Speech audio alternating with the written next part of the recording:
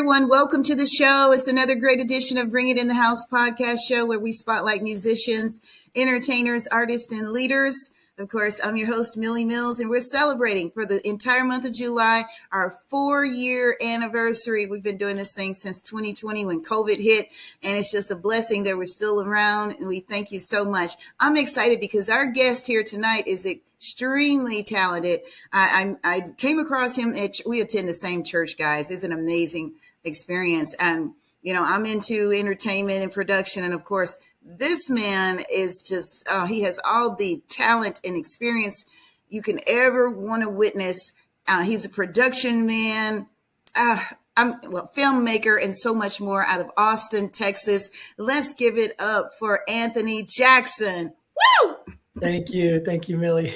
That's awesome. You're so welcome, Anthony. It's such a pleasure to have you. I know I've seen you in motion. You're very busy, and you took time out to speak with us. So thank you. Yeah, of course. Thank you so much. So tell us where you're from originally. Are you an Austinite or? Well, I've been here about half my life now, but I grew up in East Texas. I was born originally in Central Texas up in Kerrville in the Hill Country, and then moved really little out to East Texas, Jacksonville, Texas, behind the Pine Curtain.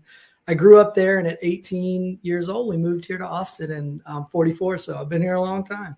So, oh, wow. I still consider myself East Texan, honestly, because, you don't get away from your roots. So no, you don't. You never get away from your roots, huh? Yeah. So you've been here, wow, at least 30 years, huh? Yeah, we've been here a while. My wife and I, we started our family at 18 years old. We got pregnant young and moved to Austin for a job. Back then I was building Cisco networks and designing Microsoft networks and things like that. And Austin was booming. And so I moved here, and thankfully I landed here. It was between here, Houston, and Dallas. And you'll find out though that the Austin film scene played a pivotal role in me getting in this area of my life, in this season of my life. So thankfully God moved us here. Amen. That is so good. And it's so good to hear you say God, have him in the forefront of your life. I love that, because that is the key. Absolutely. And I'll tell you, if you want to get into it right now, how I got into film and TV was all God. It was a God thing. And I was building networks, making tons of money. There was lots of stuff happening in Austin, moving and shaking. And we were young, and we had one child, one on the way. And my wife is just an amazing woman. She was holding down the fort. And I was out trying to figure out what life was all about. And, in Austin, back in the boom town of Austin, and parties and all kinds of stuff always going on, and UT tailgating and all kinds of stuff. And I just wasn't happy and not satisfied, not really fulfilled. Day to day, maybe some happiness, but I didn't know what I was here on earth for.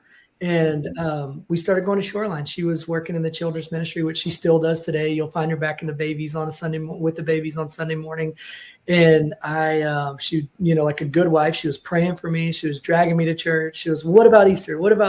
And I grew up in the church. I grew up in an evangelical church, and I knew God when I was little. I knew that there was a God, and he was real. 5, 6, 7, 8 years old, I remember having conversations with God. But just like a lot of people, I went my own way and tried to figure out what would make me happy in the world. And I wasn't happy. And I had, money and nice stuff and all of that. And I just got to a point where I said, God, do you have a plan for my life? Like, I don't like the course and trajectory I'm on. So, of course he does. He has a plan for every human being's life. And through my involvement at Shoreline, really, and a group called Monday Nights for Men, one of the guys, I was at service one day, and I said, I've tried to figure this thing out, have a relationship with God before in the past, and it hasn't worked. I tried when I was 8. I tried when I was 12. I tried when I was 16. I said, it hasn't worked. And I said, what's going to be different? And he said, well, get planted, and show up, be around people, and commit to that being important, because God is building. He said, this is a vine. And if you're not connected to that vine, you won't have the life that you need to live the life that you want to live. And really the life I wanted to live was just saying, God, what did you put me on earth for? And I think that's the call, when Ecclesiastes, when he says eternity is in the hearts of men, I think that's really the call for all of us is if you pay attention to your heart, is like, why am I here? What am I supposed to be doing? And so started serving at church, and God took me on a wild ride, and helping in the men's ministry through Monday Nights for Men, and that turned into helping at the first men's conference with the television department. And I was just carrying bags around on the TV set because they said, "Hey, are there any men that want to come out and do it?" And that turned into a career. So that's basically what happened. I didn't go to school. I just kept serving at the church and the TV department for about 3 or 4 years and asking God, "What do you want me to do with my life? What do you want me to do with my life?" And then he said, "Hey, this is it, man." And I said, "What, make movies and TV and tell stories?" He said, "Yeah." And I said, "I can do that." So been on that journey for 20 something years. What an amazing story, because I was definitely going to ask you about your alma mater and all of that. Did you get your degree from UT? No, I was in technology, and at the time I had my CCIE and the MCS, which are certifications. And so I really couldn't get more education in the field that I was in. And I got really close. I was about 30 hours away from graduating. And I just, we had another kid on the way, and I thought I was at Verizon, and they had given me a promotion to this management band for the Network Operations Center, and a degree was required, and they had waived the requirement. So I thought, well, what do I need a degree for? And I was taking classes and working overnight in a Network Operations Center, just burning the candle at all ends. And I said, well, I'll go back and finish my degree if I ever need it. And then I got into film and TV. And to be honest, to be fair, there's not just one way into this path. And the ways that are available, sometimes, I know a lot of kids that will come intern with us and they're at film school and they don't know anything. They haven't learned anything. So when I first started doing this, I learned through people that God would bring into my path, a great gaffer, an incredible cinematographer, young kid that sat next to me at summer camp is one of the best DPs in the city. And, at 14, he just followed me around, and he taught me as much as I taught him, honestly. And, so it's just been process of, Jesus says 5 times in the New Testament, he says, "Lose your life and you'll find the life I have for you." And that's what I did. I just served people, lost my life, and I found this. And, now I'll sit in network exec meetings with, the networks and television, Netflix, and people are like, "Where did you get this degree or this confidence?" And I know who I am. What's more powerful than knowing where you're from, who you are, and where you're going? There's not anything really more powerful than that. If you're looking for, how to bolster your self-identity, or, how to have confidence, start by knowing where you came from and why you're here, and start by knowing who you are. I know that I'm a storyteller. I know God made me to do this. Sure, there are skills I still don't have. There are things I'm learning every day. That's the journey of life. Like, we're all on a journey. So. Yes. And do you find that challenging sometimes, because you do have the confidence, you do know who you are? Sometimes people seem threatened by that. Does that bother you? You know what? It doesn't bother me. I have a quote that hangs up in my office at work that they attribute it to Mother Teresa, but the gist of the quote, it's a long quote. The gist of it is, if you build and people tear it down, build anyways. If you love and people hate, love anyways. And there's all of these things that they say. And then it says, in the final analysis, it wasn't between you and them anyways. It was between you and God. So I think early on in my life, especially here, I recognized that, I'm not the judge of you or anyone else, even the people that I work with, their work, I'm not the judge of those people. God is the judge of those people. And he's the judge of our work, our impact, and our influence, and the way we live every day. And, he's given us tons of help to live out the life that he lived himself, that Jesus came and lived himself. He's given us his example, his spirit. You're wired inside of you. We all know that we're wired to want to live the way that we're meant to live. It brings life to our soul. To give is actually better than receiving, right? And if you ever participate in giving, you know it, and every fiber of your being. So I think it's not difficult. And the difficult thing I have found is taking your eyes off of other people, putting your eyes on God. And every time that you get your eyes off, well, what do these people think about this show? What are these? And just say, God, is this movie, is this script, is this show, is this story, is this what I am supposed to be doing? And when he says yes, all the rest is just like all the other Bible stories. And if you read David and you read Joseph and you read Joshua, I'm trying to think of some of my favorites, and Peter and Paul and all these guys, their stories are crazy, and it's like, it looks like they're going backwards, and then it all turns out forward, right? And so much further along in the story, it's like the old Candyland game we used to play, right?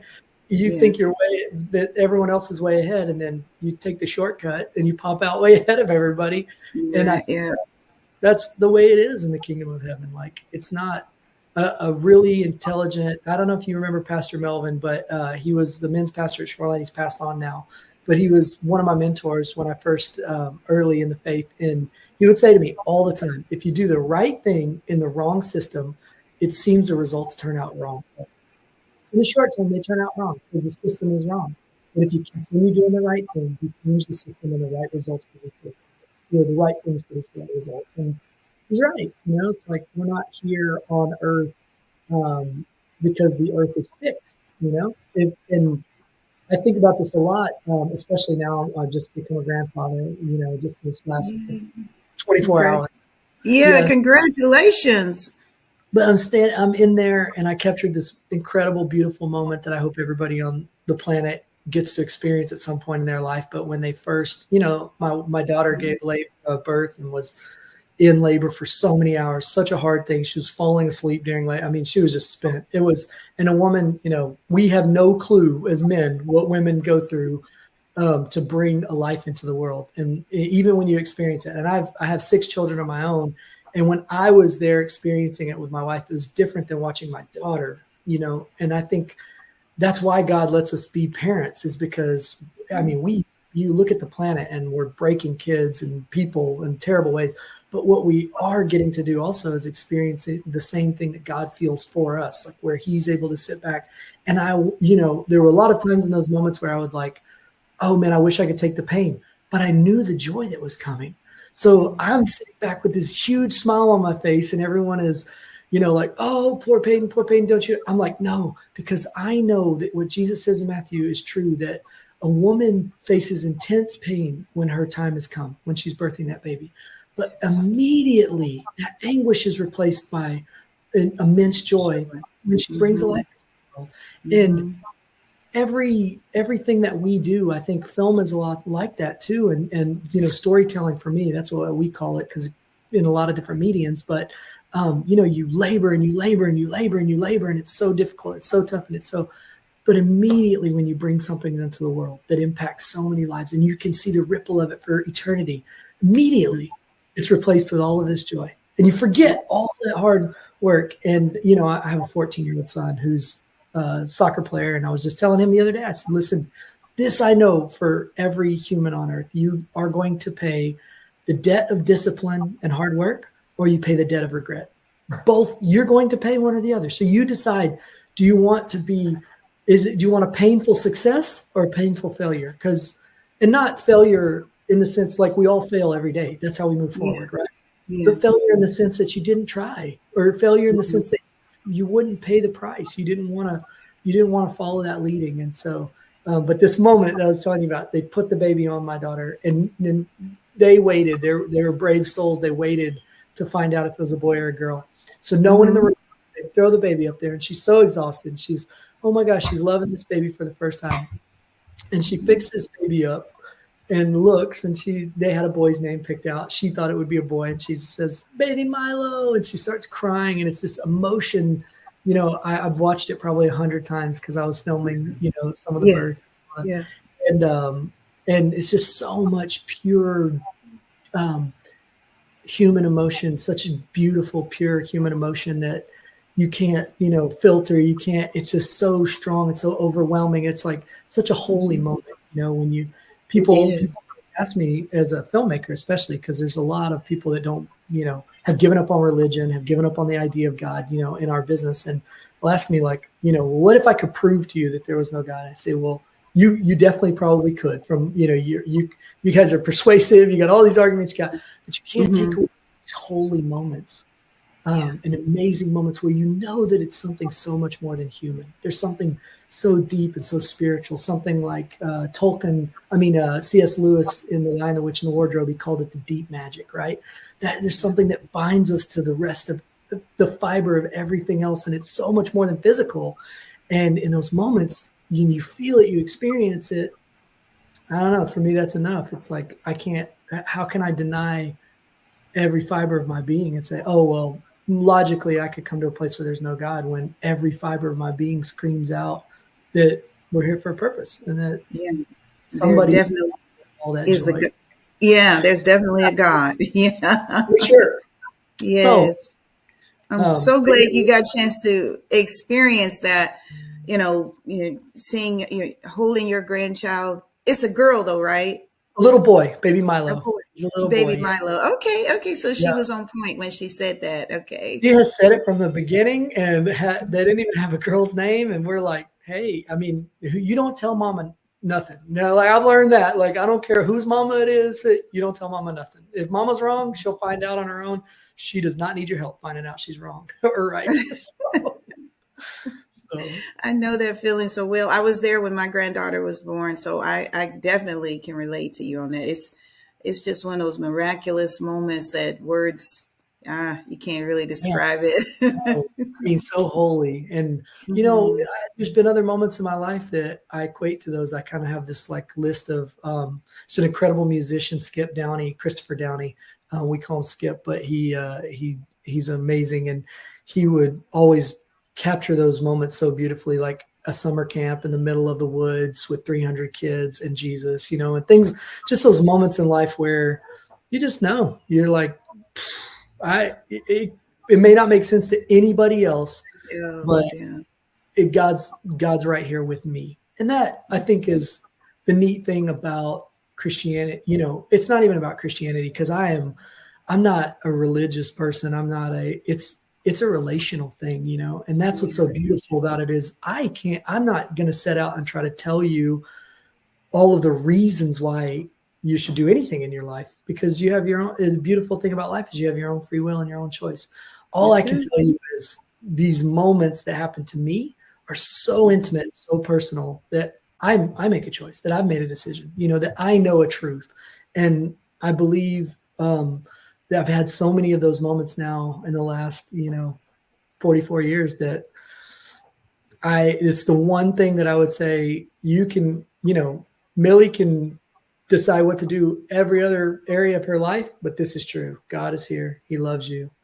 He's got a plan for your life, and he's making it happen, whether you like it or not. That's the sun is coming up, and the rain is coming down, and he's loving you. And the sad thing for me, for so many people, is it's not whether or not he's loving you. He's loving you, and he's providing for you, and he's making a way in your life, bringing good things. It's just whether or not you know it, so that you get to participate in that intimacy with God, because it's such a beautiful thing to put your trust in God when you get when you find out someone has cancer, or you find out you're going through a hard time, or you don't sleep for 24 hours and, still have to go on with your work and your life. And you're just such a beautiful thing to be able to lean into the God of the universe and say, I know you got me. You put this in front of me. You got me. Instead of having to lean into yourself and say, I look in the mirror and I'm like, I can't do any of this, right? I can't. So I can see how people feel, especially in the world today, with like so much chaos and so much uncertainty and so much it's not the world you and I grew up in. We've just passed the world. And so I can see where people get anxious and people get really depressed and really terrified with like what's going on, especially if they're depending on themselves, because we're not dependable. We're humans. Right. Yeah. We're infallible, all of that. So yeah. I like the song that we sing in church from time to time. God has a good plan. Good plans. He has good plans for you. And it's, I feel when you just said it, I feel the chills of the Spirit of God. It's like, he does. He's got good plans for you. And it may not seem like it. If you read any of the Bible stories, the Bible stories, your life is a Bible story. My life is a Bible story. The Bible stories, they're not just there because they're the only people like that. They're there because it's enough stories that you can look at those stories and say, that's my story, and part of that's my story, and part of that's my story. But all of those stories are, Joseph sitting in a prison after doing the right thing. His brothers sold him into slavery. He's doing the right thing at Potiphar's house and he gets kicked into a prison. He's doing the right thing in the prison and telling somebody his dream and he gets stuck there longer, like doing the right thing, doing the right thing, and just constant trouble and struggle and strife. And then bam, well, we always say like prison to the palace, right? Like TD Jakes thing, prison to the palace. But that's our life. Is like we are, we're here struggling and planting seeds and watching those seeds grow. And then when that harvest comes, a lot like my daughter was doing in labor, like she was at the very end. I'm telling you, she made it to the very end of herself. Like she had no more. If the baby didn't come on that push, she was falling asleep in the middle of, she would push, she would be, and then she would push, and then she would be, no more left. But God knew exactly how much she had. And in a moment, in just an instant, he turned all of that anguish into pure joy. And that's what he does for all of us. If you hang around long enough, you're going to see the end, and it's going to be awesome. And you're going to say, Millie, Anthony, you guys were right. He's got good plans. So. He does. He definitely does. Just like, and speaking of plans, I mean, your company, P&R Creatives, wow, that thing really took off. So just kind of tell us a little bit about how it all started with you and your sister, right? That's right. My older sister, my older bossier know-it-all sister, which I love very much, but she's 5 years older than me. And she was shot out of into the world like an arrow at a target. Like she is a heat-sinking missile every day. She's just, and I love it. And I don't think there's many people on earth who accomplish as much every day as Jenna does. And but I was at Shoreline, and the director left, and they said, hey, Pastor Earl, I don't know if you remember Pastor Earl McClellan. He's got Shoreline Dallas now, and he came and said, hey, I think you're supposed to lead the TV department. I said, you realize I'm like the volunteer of volunteers, because I don't know anything other than what other people have taught me. And he said, yeah, but you know how to build teams, and how, this is where we're at, is we need to build a team of volunteers. I said, that I can do that. So I jumped in there, and for 3 years, I was the media director there at Shoreline. And while we were doing that, while we were helping people, and I mean, all I really did was just help people like you, Millie, and say, hey, you should be over here learning these things and a part of this team, because you love this. And like, this can be your worship. This can be what you do every Sunday that glorifies God. So I was doing that, and some of the younger guys were like, hey, we want to do a film. And I said, well, that sounds awesome. I want to do a film. And they said, well, can we find a way to do one? So we did the 48-hour film competition, which is great international film festival. You make a film in 48 hours. You got to write it, shoot it, edit it. And we had a blast. And we wanted to use Shoreline. So we decided if we were going to be at the church and do it, then we needed to let anyone who wanted to be a part of it, be a part of it. And so we did a little ad on Facebook, wherever. I'm not really a social media guy, but they put it out there, and 45 people showed up from our church. And we just said, if you've ever wanted to make a film, you ever want to be a part of it, we'll find a spot for you. But here's the thing. We're all going to pay $15, and we're all going to own this. It's not going to be a me or a him it's going to be all of our film. And so we did, and we raised the budget to do a short film through 45 people showing up. And we made a beautiful period piece. We bit off way more than we could chew. It was so much fun. We had ladies making costumes for 1930s boxing films. And, we sat down and looked at, like anyone else, we said, what all do we have at our disposal? And just wrote a script around it and had a blast, and won, we won some awards, and, continued on and all this other stuff. And my sister came to the film festival. Oh, so let me back up just a minute. So when she got out of school, she went to Sam Houston State. She wanted to be a journalist her whole life. She was like crime. She loved crime. At 17 years old, when she got to Sam Houston State, she slept on death row. She was the first female to stay overnight on death row at the Walls unit, which, of course, we were all like, she's crazy. And my mom, then we thought she was crazy. We didn't know that she was just a force of nature. And so then she got out of college and moved. My grandfather and Dan Rather played football together back in the day, and Dan was Sam Houston his alma mater. And so she reached out to him right away and was like, hey, I want to tell crime stories. I want to be a journalist. And so she moved out to New York and got started, low into the totem pole at CBS, living with like 7 models in a 1-bedroom apartment in Manhattan. It was so funny. The stories of, no one had beds, and they would just like trade beds every week. You'd have a bed, and sometimes you wouldn't. You just sleep at work or do whatever. And so she did that. And for 20 years, she made 48 Hours Mysteries shows and became a producer. And she still does. We still do a lot of work with 48 Hours Mysteries because it's in her heart and she loves it and she's so good at it. But she did that, and she told a story. I really give her credit for the beginning of the Innocence Project had just really launched, and it was the beginning of the wrongful conviction era that we're in.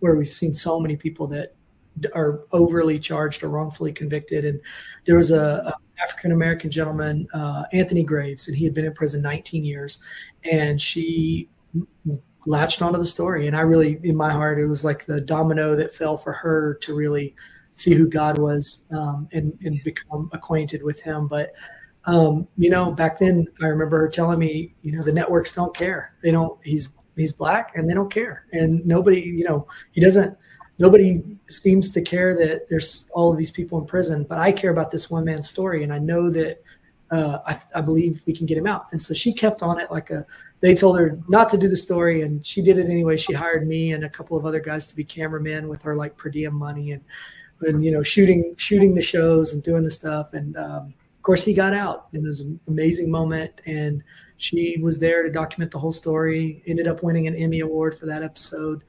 And it just changed her life. She really had a huge conviction after that she wanted to tell stories that she cared about, that mattered to her, without someone else being able to say no, this or that, and that she wanted to move back to Texas. That was where the stories were. And she wanted to be around family.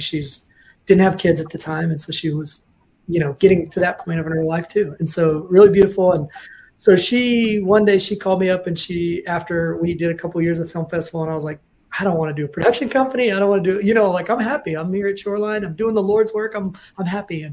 And God really started to, do some things, work in my life too, and just remind me that all of the people who were sitting in the walls of a church, other people had gone to them and preached the gospel and had shared their lives and shared stories. And I think, to me, that's really the way that we change each other, is the stories that we live. And it says that in Revelations 11, it says, we overcome Satan by the blood of the Lamb. That's what Jesus did on the cross, and the word of our testimony. Those are the stories that we live. So you take those two things together, and they cut through all the noise of what Satan's trying to do in the world, and really allow people to see the truth. And so that's always kind of been the passion for me for storytelling. And Jenna was like, well, we're starting a production company, and P&R is her twins that were born, Parker and Reese. She was like, I'm starting it. You own half. Let's go. Like, we're doing it. And she just kept at it for a little while. And of course, all the guys, 4 or 5 of the people who were our first teammates on that were all from Shoreline, and we all served together in the television department there. And so that was the birth of it in 2012. And we've been rocking along. I was telling you that this poster behind me is for Until Proven Innocent. That beautiful woman is Hannah Overton, and she was wrongfully convicted. She spent 7 years in prison. She has 5 children, and her children are almost the exact same ages as mine. And it was just like such a neat, meeting. We met them after she was in prison, and the media really had a role to play for putting her in prison locally there in Corpus. So they didn't trust the media. We met through a pastor here in Austin that was one of the sister churches of their church, and just a really beautiful story. But, my family and I, we got to grow up with them, with their mom in prison, and go spend Christmases there with them, waiting for her to come home. And, just a roller coaster. If you've ever had anyone that's on that side of the bars and that side of the court system, just a roller coaster of emotions of, she's coming home for Thanksgiving. No, she's coming home for Christmas. No. And just the games that are played and all that. But the film Until Proven Innocent ended up being an incredible film. And we really made it in an effort to put pressure on the courts to do something. And what we didn't know was that God was going to take it and use it. Hannah has built an amazing ministry. I remember we had a screening of Until Proven Innocent, and the head of the prison, the women's prison there in the Gatesville unit, she came and she stood up in the audience and she talked about Hannah and what an impact she had on that prison in 7 years, and how, everybody in that prison, the guards, the women, everyone there wanted Hannah out. They knew she was like, I always say, like Mother Teresa. Basically, we put her in prison for adopting a child and with a lot of problems, special needs, and he ended up eating salt and poisoning himself, and she went to prison for it. Terrible to lose a child, and then she would birth the child. She was 6 months pregnant at the time, so she birthed the baby that she got to hand off to her, husband and mom, and go to prison. And so, but she never doubted the goodness of God. And the film, I mean, there's just some scenes in there that are going to make me cry if I talk about them, but where she just, when she found out she was going back to get a retrial and leaving prison, she was suffering. We went to interview her thinking that she would be overwhelmed with joy, which she was. She was also filled with anguish and pain for all of the people that she had to leave behind in prison, all of the women, the people that, cared about her, and she cared about them and depended on her. And so that the warden of the prison, she came and said, I'm telling you, 2 weeks later, Hannah's the only person I've ever seen walk right back through those doors and come back to her ladies. And she said, and so now she has this beautiful ministry, Sendeo, her and her husband, and they take care of women in prison, and they help to get AC units. They just do so much. And she has used this film to raise money and raise awareness, and she's gone all over the world. I still get notes from the Producers Guild of America about this film being played in Germany and in South America. And, as a producer, the Guild looks out for your rights, your money right. And she just started a global movement. God gave her a film, and she just took it and said, I'm going to change. And she is there. So it's beautiful. And I always tell young filmmakers, really what we are storytellers, just like Paul and Moses and the people that wrote down the stories in the Bible. It's just, if you think about, stories have always been the way we inspire and we educate and we experience and relate to each other. It's the way that we empathize, we share culture. It's all stories, right? And even I just imagine, even back to like the campfire days, people were sitting around the campfire telling stories to each other to learn and to pass on what's important. And then they started like drawing images on a wall, right, to say story, image, and it became a little more powerful storytelling. And then somewhere music, this beautiful mystical gift of music, came into the equation. And now in our lifetime, they have 24 images in a row, audio, beautiful music, sound effects, story. And it's basically the most powerful medium of stories that have ever been told. And that should frighten you, and it should make you really excited all at the same time, right? Anthony, I don't mean to cut you short. We ran way over time. Oh, okay. I'm sorry, Millie. I really enjoy you. This has really been enlightening. Maybe we should have done an hour special. I'm sorry. I thought we were doing an hour. That's my mistake. So. No, it's just 30 minutes. The show's just 30 minutes. I was that's awesome. Just give them just enough to keep people coming back. That's the beauty of it. This is Anthony Jackson, guys. He's an Austin filmmaker. He's also a man of God. I know you can hear that in this interview. Throughout the interview, you can hear his love for God and his beautiful family. We got a few pictures I kind of wanted to squeeze that in real quick before we go. Yeah, I wanted to make sure we can show, first of all, we're going to start out with your beautiful family, some of the pictures there. Mm-hmm. Yeah, when they were little, all the kids together. Those are my 6 kids, my beautiful wife. Mm-hmm. That's one of my favorite photos. This is a couple of months ago when we were all together for the last time on a cruise, and that's my new son-in-law over there. Yeah. And then these are pictures of some of your work, I believe. Yeah. This is down at Oracle in Austin. We've got a lot of, we do a lot of content creation as a creative agency. So that was you can just thumb through those. That's a CBS episode of 48 Hours Mysteries. That's Jenna there doing interviews with some of the DAs in Austin. That's the DA in Austin and Jenna, so you can see her there. And I'm always behind the camera, as you can tell. That's a nonprofit organization that we work here in Central Texas. We've got a lot of those, a lot of nonprofits. This is a show we're shooting up in Maine. That's some of the crew. Really one of the docuseries shows we've got going on. You can see Noah. Shout out to Noah. This was at Sunday service, which was a beautiful service down at South by. Really cool, really awesome experience to be down there. So that's another picture from there. We were doing the behind the scenes, a picture from there. Yep. Sunday service at South by. It's at South by. Yep. Wow, this has really been great. I also had a clip of, it's like a promo of your company, you and your sister. I think we might have a few minutes to run it. It's only like a minute or something. Maybe we can. Hi, I'm Jenna Jackson. And I'm Anthony Jackson. He's my brother. And we're PNR Productions.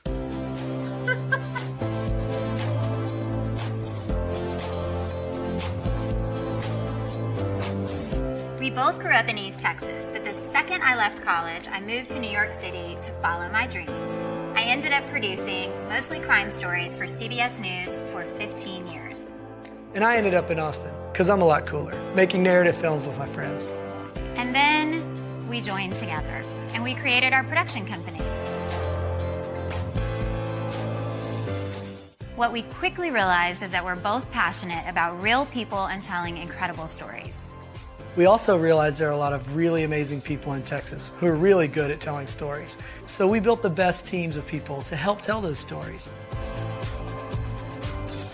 We feel like the environment that you tell the story in helps the story be the very best that it can be. So whether it's your company's story, your town's story, or your story, we want to tell it in a way that really connects you to your audience. And we want to use the best tools available in filmmaking. There's some really awesome advancements in technology, and we want to make it as cinematic as possible. So bottom line, let us tell your story. I think we're done. You don't really say when we're done. Cut. Cut.